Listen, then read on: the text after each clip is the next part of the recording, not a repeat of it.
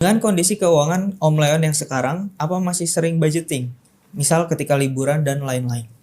Oke, gue nggak lakukan budgeting ya. Soalnya menurut gue formula untuk kekayaan itu adalah delta dari penghasilan dan pengeluaran.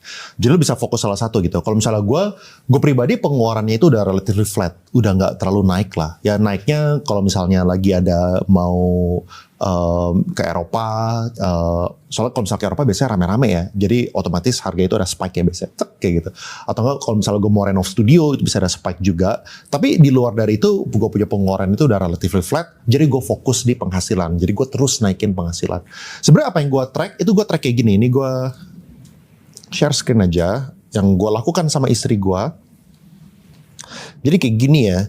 Jadi gue itu tuh kan punya banyak account, misalnya ya contoh ini bank BCA, misalnya ini bank CMB, atau enggak misalnya ini Superbank, ini misalnya toko kripto, habis itu Peluang, Indodax, Makmur gitu, misalnya kayak gini.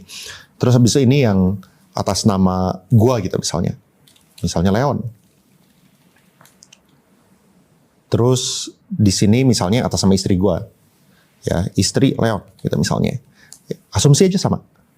Nah, jadi yang gue lakukan itu tuh gue nge-track kayak gini. Jadi gue taruh tanggal ya. Misalnya per hari ini tuh 29 Oktober 2025. Nah, gue tinggal tulis balance-nya di sini. Misalnya Bank BCA, misalnya ada 500 juta.